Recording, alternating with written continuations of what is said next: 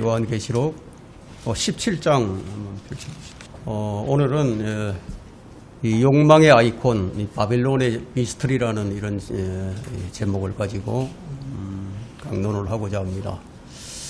이 바빌론 종교, 이 신비의 큰 바빌론이라고 하는 이 바빌론이 언제부터 시작이 되었으며 또 어떻게 나타날 것이며 또 어떻게 멸망할 것인가를 성경이 기록하고 있습니다. 성경은 이 고대 도시 바빌론의 부활을 예고합니다. 다시 부활할 것이다. 이 바빌론이 마지막 날들에 일어날 이 놀라운 사건들의 핵심적인 역할을 담당하게 될 것이라는 사실은 우리 요한계시록 17장과 18장에 나오는 신비의 큰 바빌론에 대한 말씀을 볼 때 더욱더 분명해지는 것을 알 수가 있습니다. 이 성경의 수많은 예언이 문자 그대로 사실 그대로 이제 이루어진 것으로 볼 때 바빌론의 부활은 사실 그대로 입증이 될 것입니다. 그러면 바빌론이 어떻게 나타날 것인가 하는 거예요. 나타나는데 어떻게 나타날 것인가. 그것이 너무나 미스터리해서 요한계시록 17장에서 신비의 큰 바빌론이라고 기록을 하고 있습니다. 여러분 17장 한번 보세요. 17장 5절에 보니까 그녀의 이마에 한 이름이 기록되어 있는데 신비라 큰 바빌론이라 땅의 창녀들과 가정한 것들의 의미라고 하였더라. 만일 이 고대 바빌로니아의 형태로 다시 나타나게 된다면, 그렇다면 이 고대 바빌론이 있었던 그 지역에 다시 세워져야 할 것이고요. 그것이 만약에 다른 형태로 나타나게 된다면 그것이 무엇인지를 우리가 오늘 살펴보고자 합니다. 요한계시록 17장은 이 대환란 때에 큰 바빌론이 등장할 것을 기술하고 있고, 또 18장에서는 큰 바빌론의 멸망을 기술하고 있습니다. 우리가 성경은 바빌론의 정체를 지금 계시록 17장과 18장에서 폭로를 하는데, 우리는 이 신비로운 이 바빌론이 무엇을 상징하고 있는지를 알 필요가 있습니다. 왜냐하면 성경은 그녀에게서 빠져나오라, 그녀와 함께 재앙을 받지 말라고 명령을 하고 있기 때문입니다. 역사 속에서 많은 이들이 그녀의 음행에 동참했었고 지금도 동참하고 있고 또 앞으로도 계속 동참할 것인데, 그래서 그녀와 함께 재앙을 받지 말라고 성경은 경고를 합니다. 요한계시록 17장에서 이 여자는 신비라 큰 바빌론이라 땅의 창녀들과 가정한 것들의 의미라고 불리는데, 이것은 무엇을 의미하느냐 하면 이 바빌론이 이 종교적인 모습을 지금 묘사하고 있는 겁니다. 종교적인 모습이 이제 이렇게 땅의 창녀들과 가정한 것의 의미다, 이렇게 묘사를 하는데, 또한 이 여자는요, 또 이 정치적으로도 아주 큰 영향을 끼치고 있는데, 그에 대한 묘사는 우리가 요한계시록 17장 18절에서 볼 수가 있습니다. 거기 보니까 네가 본 그 여자는 땅의 왕들을 다스리는 큰 도성이라고 하더라. 땅의 왕들을 다스리는 큰 도성. 역사 속에서 큰 도성을 가진 종교로서 땅의 왕들을 다스리는 종교는 로마 가톨릭뿐이에요. 이와 같은 서술로 볼 때 우리는 여기서 발견할 수 있는 것이 뭐냐면 여자가 나왔죠. 여자, 도성, 큰 바빌론이라는 서식이 성립하게 되는 것을 보게 됩니다. 이 여자를 지금 바빌론으로 부르게 된 이유는 뭐냐? 그 종교가 고대 바빌론에서 시작되었기 때문이에요. 또한 이 여자는 이제 666표를 가진 한 짐승과 너무나 밀접한 관계를 가지고 있는데요. 그것을 요한계시록 17장 3절에서 한 여자가 한 짐승 위에 앉아 있는 것으로 묘사되고 있습니다. 한번 보세요. 거기 17장 3절에 그가 나를 영안에서 광야로 이끌어가니라. 또 내가 보니 이제 사도 요한이 보는 거죠. 한 여자가 주홍빛 짐승 위에 앉았는데 그 짐승은 하나님을 못 오가는 이름들로 가득하고 7머리와 10뿔을 가졌더라. 자, 이런 말씀이 이제 기록되고 있죠. 그렇다면 이 여자가 타고 앉아있는 이 짐승은 누구냐 하는 거예요. 그 짐승의 정체가 누구냐, 뭐냐. 자, 이 짐승은 계시록 13장을 보게 되면 바다 위에서 올라오는 짐승으로 그런 이제 666의 숫자를 지닌 한 사람으로 나타납니다. 한 사람이에요. 이 짐승은 사람으로 나타난 사탄이에요. 육화된 사탄이다. 그 짐승은 이중적인 정체성을 지니고 있는데 왕으로서의 한 사람, 임과 동시에 한 왕국이기도 합니다. 이 짐승의 등장과 함께 세워질 그 왕국의 형태는 어떤 형태를 띠게 되느냐 하면 러시아처럼 사회주의적인 정치적으로는 사회주의적인 그런 행보를 보이게 될 것이고, 언어는 그 왕국의 언어는 영어가 될 것이고요. 그 왕국은 미국처럼 통합이 되어서 자본주의식 경제 체제를 띠게 될 것이다. 이렇게 성경은 그의 정체를 밝히고 있습니다. 그러면 이런 왕국이 등장하게 될 것이란 사실 그 자체로도 정말 미스터리하죠. 그러니까 미국과 러시아와 영국이 통합된 것과 같은 그런 왕국이 되리라는 것이 바로 올바른 성경 해석입니다. 신비라, 큰 바빌론이라 불리는 창녀 종교는 이처럼 적그리스도의 왕국과 깊은 연관이 있다는 것을 우리가 알 수가 있습니다. 그러면 큰 바빌론으로 부르는 이유가 뭐냐예요. 왜 큰 바빌론이라고 부르고 있을까요? 먼저 있었던 두 개의 바빌론은 큰 바빌론이라고 불린 적이 없어요. 그런데 여기서는 큰 바빌론이라고 부르는 이유는 뭐냐. 그 첫 번째 바빌론이나 두 번째 바빌론은 크지 않았어요. 크지 않았기 때문에 큰 바빌론이라고 부르지 않았는데 왜 유독 이 요한계시록에서만 큰 바빌론이라고 부르고 있느냐. 그것은 그 규모가 고대 바빌론과 비교할 수 없을 정도로 매우 큰 세력으로서 너무나 크기 때문에 그래서 큰 바빌론이라고 부르고 있는 겁니다. 세계적이라는 거죠. 신비의 큰 바빌론은 종교적인 모습과 정치적인 모습을 동시에 갖고 있는 도성이다. 이게 도성. 큰 도성이다. 이게. 그렇다면 국가, 교회 국가로도 볼 수 있는데 그럼 이것은 의심의 여지 없이 로마 가톨릭 교회가 되는 겁니다. 자, 이것은 단순한 어떤 교회 이상으로서의 고유한 정치 국가, 곧 바티칸국이죠. 바티칸 국가. 이 바티칸은 뭘 가지고 있느냐면 고유 은행을 가지고 있어요. 이 바티칸은 고유의 군대를 보유하고 있습니다. 그리고 각 나라의 그 정부들과 또 외교 관계를 맺고 있고요. 국가 수반들과 조약을 맺기도 합니다. 그럼 어느 종교가 그와 같은 일을 해왔습니까? 그런 일을 해온 종교는 아무도 없죠. 그런데 로마 가톨릭은 그렇게 해왔어요. 이 교회 국가는 불결할 뿐만 아니라 술에 취해 있어요. 아주 거만하고 또 대중적이에요. 9억 명 이상의 회원들을 보유하고 있는 아주 견고한 집단이에요. 이 교회 국가는 상업적이고 아주 부유한 집단입니다. 여러분, 로마 가톨릭의 총 자산이 어느 정도 될 것 같습니까? 그 규모가. 총 자산의 가치는 그건 천문학적입니다. 헤아릴 수가 없어요.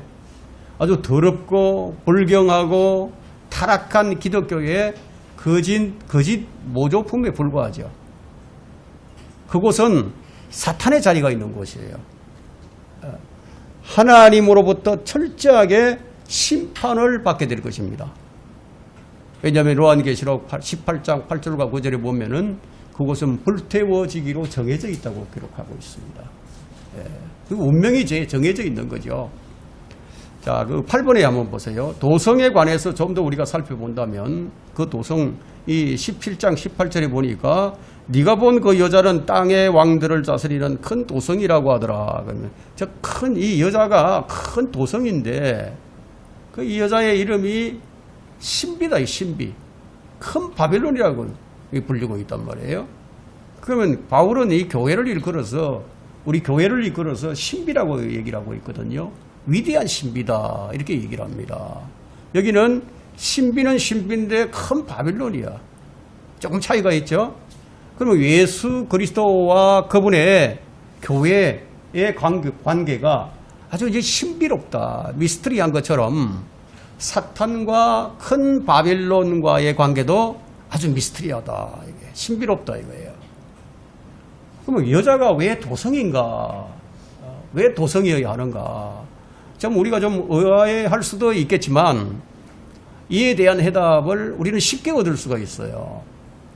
여러분 요한계시록 11장 12절을 한번 보세요. 거기 11장 12절.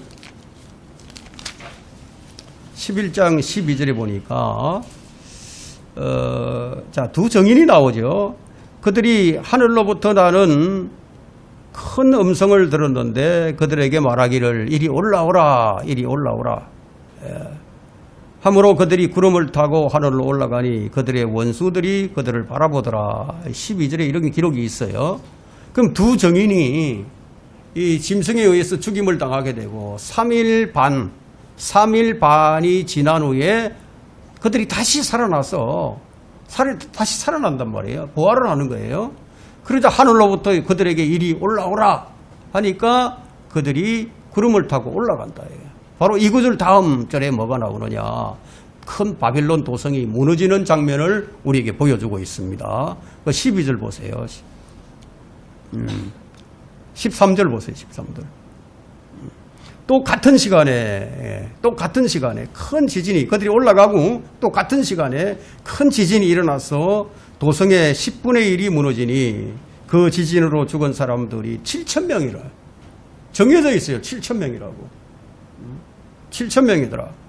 남은 자들은 무서워하며 하늘에 하나님께 영광을 돌리더라. 자, 여기서는 이제 여자 대신에 무엇으로 불리고 있죠? 도성이라고 불리고 있죠. 여자가 도성이다. 이걸 보여줍니다. 그러면 이 도성은 바로 사탄의 도성이다. 사탄의 도성인 바벨론이다. 그러면 새 예루살렘은 뭐죠? 새 예루살렘. 예수 그리스도의 도성이죠.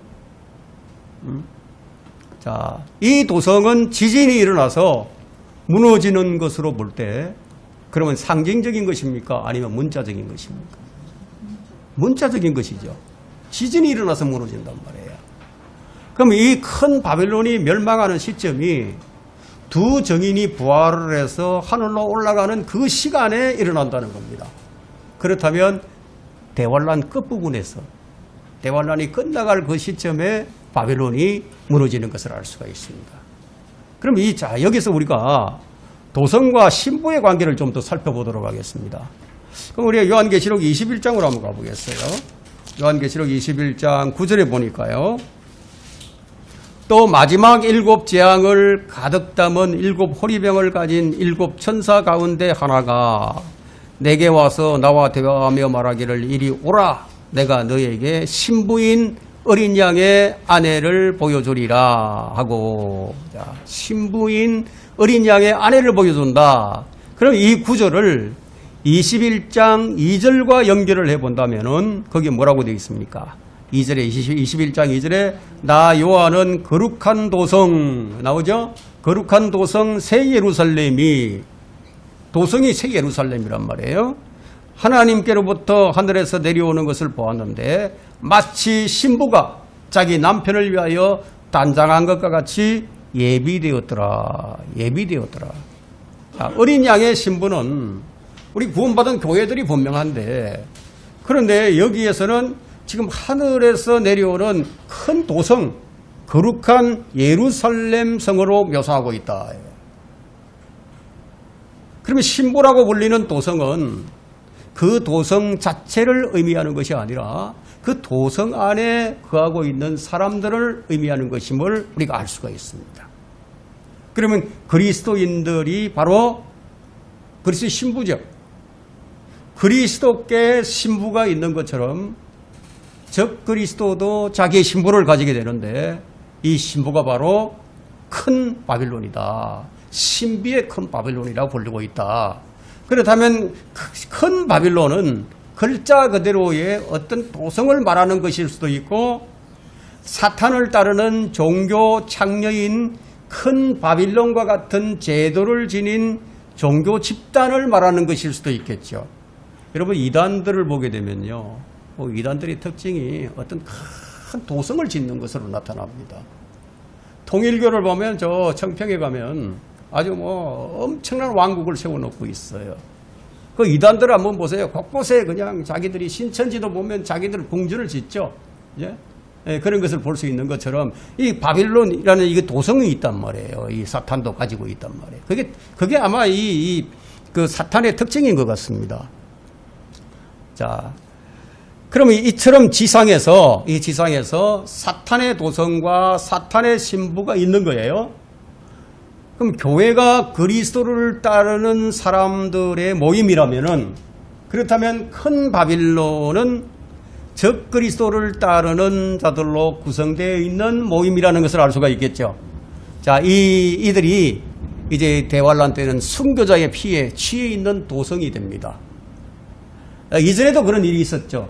자, 이 도성이 이제 그 로마 카톨릭이 되면서부터 AD 이제 한 350년 그 경부터 시작을 해서 종교개혁이 일어나기 그 전까지 약 1200~300년에 걸쳤어요.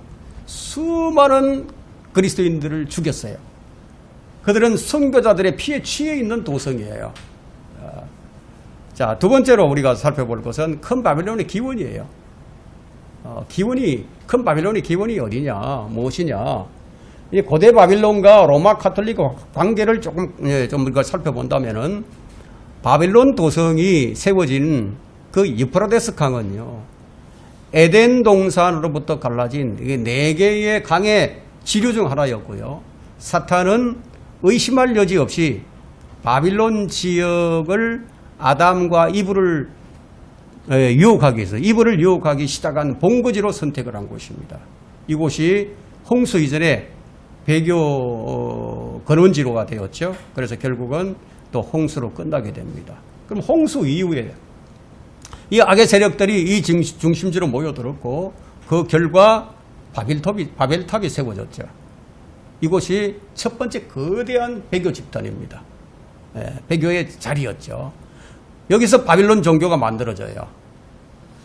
거기서부터 이제 가장 고상한 지혜를 다루고 가장 신성한 비밀을 밝힌다고 주장하는 하나의 체제가 만들어지게 된 겁니다.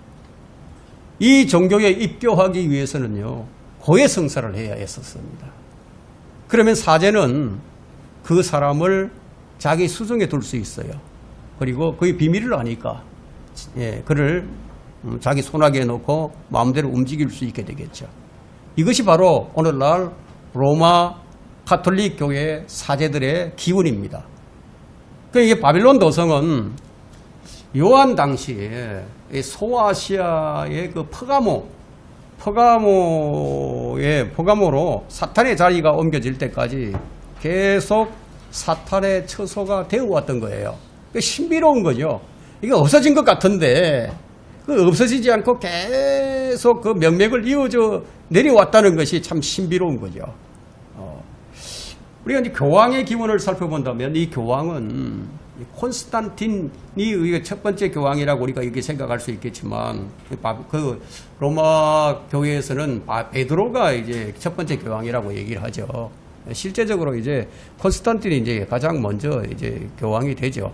그런데 그 콘스탄틴 이전으로 우리가 거슬러 쭉 올라가 보면 BC 133년에 퍼가모의 왕, 여러분 요한계시록에 퍼가모 교회가 나오죠.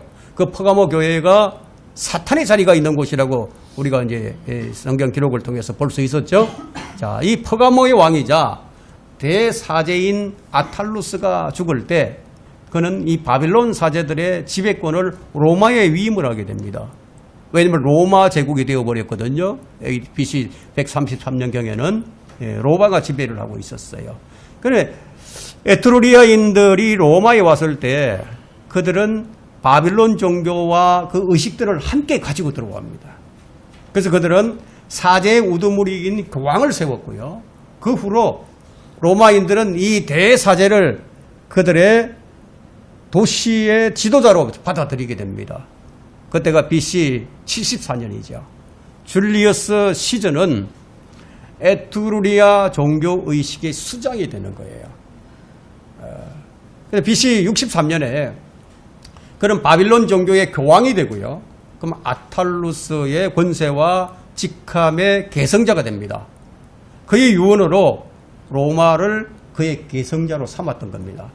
이처럼 최초의 로마 황제는 바빌론 사제의 우두머리가 됐고요. 로마는 바빌론을 계승하게 된 겁니다. 로마의 황제들은 최고 그 사제의 자리를 계속 지켜왔는데 AD 376년에 그라티안 황제는 그리스도인의 신앙에 따라 그 자리를 거부하게 됩니다. 그라티안 황제는 그나마 양심이 있었고 뭐 신실한 그리스도인인 것 같아요. 이때 로마 교회의 감독인 다마수스가 그 자리에 뽑히게 됩니다. 왜냐하면 그가 거부를 했으니까. 자기는 그 교황을 하지 않겠다. 거부를 하니까 그 로마 교회의 감독인 다마수스가 그 자리에 뽑히게 되는데 그때 이제 AD 366년에 감독이 된 그는 갈멜산 수도성들의 영향을 받게 되었어요. 그 수도원은 바빌론 종교에 속한 것으로서 이세벨의 사제들이 세운 거예요. 이세벨. 여러분 이세벨을 하면 아방의 아내였던 이세벨 기억나죠? 따라서 AD 378년에 바빌론 종교 체제의 수장은 로마 교회의 통치자가 되는 거예요. 이렇게 사탄은 로마와 바벨론을 하나로 연합시킵니다. 그럼 다마수스가 최고 대사제가 되자 바벨론 종교 의식이 전면에 이제 부각하게 되었습니다. 그때 이제 동정녀 마리아에 대한 숭배는 언제부터 시작이 되었느냐 하면 AD 381년에 시작이 됩니다. 모든 로마 가톨릭의 주요 절기들은 바빌론의 기원을 두고 있다는 것을 우리가 알 수가 있습니다. 그 한 예로 이스트. 여러분 이스트 하면 우리가 부활절로 알고 있죠. 사실 이스트는 기독교와는 무관한 전혀 무관합니다. 그것은 이스타르를 뜻하는데 이스라엘 자손들에 의해서 숭배된 바빌론의 하늘의 여왕 이름 중 하나로서 하나님 보시기에는 가정스러운 것이었어요. 그럼 왜 그녀라고 얘기하고 그 여자라고 얘기하는지 우리가 이제 조금씩 이제 그것이 정체가 밝혀지고 있는 것을 볼 수가 있어요. 예. 마리아, 하늘의 여왕 마리아를 지금 그들은 섬기고 있죠. 예. 자, 사제 독신 생활. 그래서 이제 우리가 이스트와 사순절 준수에 관한 법령은 AD 519년에 이제 주어지게 됩니다. 여러분 여러분들이 천주교 다니는 사람들 묵주를 굴리는 걸 보시는 적이 있죠. 육주를 가지고 다니면서 묵주를 가지고 이제 기도를 합니다. 그건 이교도적이에요. 십자가의 상징을 사용하는 것도 하나님의 말씀에서는 그 근거를 찾아볼 수가 없어요. 십자가 상징의 기원은 갈대아인들과 이집트인들의 신비의 타우에서 찾아볼 수가 있습니다. 그러면 T자 있죠. T자. 그것은 탐무서의 머리 글자인 T로부터 왔고요. 바빌론 신비의식에서 사용되었고 똑같은 목적을 가지고 현재 로마 교회도 그것을 사용하고 있죠. 사제의 독신생활, 이제 머리를 깎는다거나 삭발한다거나 그리고 사제와 소녀제도 이 모두는 성경 어디에서도 그 근거를 찾아볼 수가 없어요. 이 소녀제도는 이교도 로마의 베스타 처녀를 모방한 것입니다. 그 이상의 어떤 의미도 없어요. 이 종교는 그래서 신비 종교입니다. 가톨릭 교회는 언제나 수많은 신비 속에 둘러싸여 왔기 때문에 세례에 의한 중생의 신비, 세례를 받으면 중생한다, 거듭난다는 이런 이제 중생의 신비, 주의 만찬을 기념하는 대신에 화채성사라는 아주 신비로운 단어로 바꾸어서 빵과 포도주가 그리스도의 실제적인 몸과 피가 된다는 기적과 마법의 신비, 성수의 신비, 제단 위에 촛불의 신비, 콘클라베, 여러분 콘클라베 아시죠? 교황을 선출할 때 콘클라베를 열잖아요. 그 신비로운 행사들, 이 모든 미신적인 의식과 예식들은 한마디로 신비요 바빌론이라는 말이 담고 있는 그 뜻이 뭐냐? 혼란이에요, 혼란. 바빌이라는 뜻이 혼란이에요. 혼란이라는 뜻이 있습니다. 이 모든 것이 요한의 때에는 신비였어요. 왜냐하면 정체가 밝혀지지 않았으니까 신비였죠. 그때만 해도 로마 가톨릭 교회가 생겨나기 전이었단 말이에요. 그러나 이제 그것은 이제 더 이상 신비가 아닙니다. 왜냐하면 요한이 신비라 큰 바빌론이라고 얘기했던 그 여자가 로마 가톨릭 교회를 말한다는 사실은 지금 와서는 우리는 쉽게 확인할 수 있기 때문이에요. 이제 더 이상 신비가 아닌 거죠. 밝혀지고 나면 신비가 아닌 거예요. 자, 요한계시록 17장 4절에 다음과 같이 기록이 되어 있습니다. 또 그 여자는 자두색과 주홍색 옷을 입고 금과 보석과 진주로 장식하고 손에는 금잔을 가졌는데 그 잔은 가정스러운 것들과 그녀가 행한 음행에 더러운 것들로 가득 찼더라. 지금 자두색과 주홍색이 가톨릭 교회의 색이라는 것을 누가 모르겠습니까? 교황이 직무에 들어갈 때 입는 그 세세하게 규정된 5가지 의복은 모두 다 자두색이에요. 그뿐 아니라 교황은 진주로 덮여있는 의복과 금과 값진 보석들로 장식된 관을 착용합니다. 주홍빛 짐승에 앉은 이 여자의 옷에 대한 묘사와 얼마나 완벽하게 일치하는가를 한번 보세요. 우리는 또한 그 여자가 성도들의 피와 예수의 선교자들의 피에 취해 있는 것을 보게 되는데, 이 언급은 적그리스도의 시대에 선교자들에 대한 특별한 언급이기도 하지만 지난 19세기 동안 로마 교회가 이러한 일들을 자행해 왔다는 것이 역사가 증명하고 있습니다.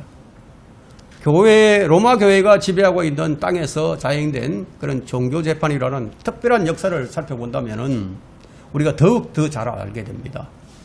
여자가 주홍빛 짐승에 앉았다는 사실은 그때 그 짐승이 그녀를 지원한다는 사실을 계시해 주고 있죠.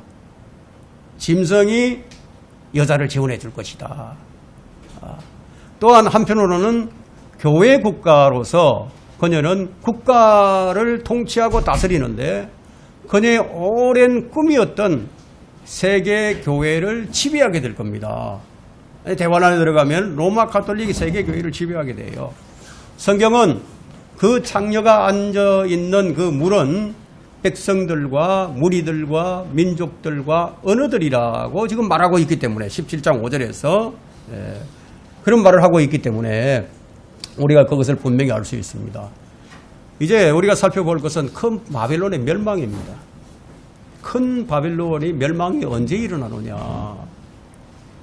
그것은 참된 교회가 휴거되고 난 후에 거짓 교회, 즉 로마 가톨릭 교회가 남게 되겠죠. 그리고 들림받지 못하고 땅에 남은 가짜 그리스도인들도 남겠죠. 그죠? 그 가짜 그리스도인들은 아마 로마 교황의 교회에 대거 영입이 될 것이고 세계적인 교회가 될 것입니다. 그러나 그의 수명은 오래가지 못하고 무너진다고 기록을 하고 있습니다. 그것이 요한계시록 16장 19절과 18장 2절에 기록하고 있는데, 자, 요한계시록 18장은 큰 바빌론의 멸망을 어떻게 기록하느냐? 18장 2절을 한번 보세요. 거기 보니까 그가 큰 음성으로 힘있게 외쳐 말하기를 큰 바빌론이 무너졌도다 무너졌도다. 잘 보세요. 이제 뭐라고 얘기하는지. 마귀들의 거처가 되었고 온갖 더러운 영의 소굴이요 모든 더럽고 가정한 새의 소굴이로다. 이렇게 기록을 하고 있죠. 그리고 그 3절을 보니까 이는 모든 민족이 다 포함됩니다. 모든 민족이 그녀의 음행으로 인한 진노의 포도주로 취한 까닭에 땅의 왕들이 그녀와 더불어 음행하였고 또 땅의 상인들은 그녀의 사치의 풍요함으로 부유하게 되었음이라고 하더라. 큰 바벨론이 멸망이 이렇게 이제 정해져 있는 것을 우리가 보게 됩니다. 그러면 그 짐승이 여자를 등에 태운 사실은 그럼 여자가 누구로부터 권세와 지지를 받고 있는지를 보여주는 장면인데 또 짐승과 가톨릭이 지금 한 배를 타고 가고 있다는 것을 보여줍니다. 그럼 우리는 이제 로마 가톨릭 교회가 단순한 이 종교 체제가 아님을 알 수가 있게 됩니다. 단순한 종교 체제가 아니다. 그녀는 되살아나서 이제 큰 바벨론이 되는데 이제 큰 바빌론은 더 이상 미스터리가 아니라고 지금 말씀을 드렸죠. 그럼 요한계시록 17장에서 그 여자에 대한 묘사는 로마 가톨릭 교회의 역사와 너무나 흡사하기 때문에 너무 부합하기 때문에 단순히 우리가 이것을 우연이라고 말할 수가 없어요. 성경에는 바빌론 도성이 3번 나와요. 3번 나오는데 첫 번째는 창세기에 나오는 림롯에 의한 바빌론이 나오고요.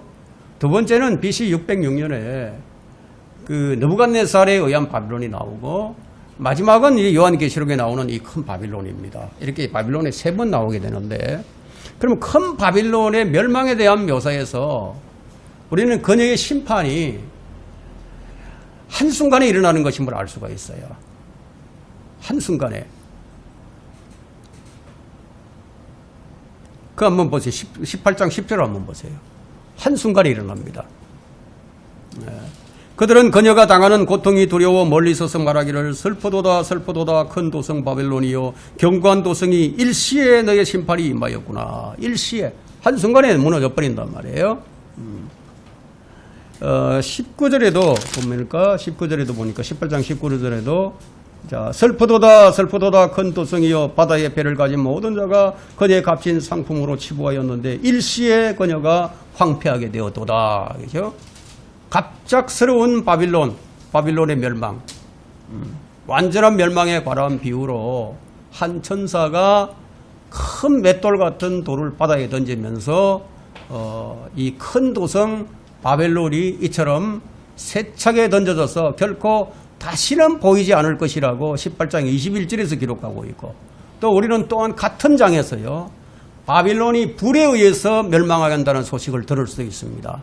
우리가 먼저 지진이 일어나서 도성이 무너질 것이라는 사실을 보았고요. 또 여기서는 불에 의해서 멸망한다는 사실도 들을 수가 있죠. 그럼 지진만 일어나는 것이 아니고 불도 임하게 된다는 것을 알 수 있습니다. 그러면 요한계시록 16장 17절부터 19절은 그 바빌론은 지진과 천둥과 끔찍한 번개로 멸망된다고 기록하고 있습니다. 단순한 지진만이 아니라는 거죠. 그리고 그녀는 누구에 의해서 멸망하게 되느냐. 참 이게 아이러니합니다.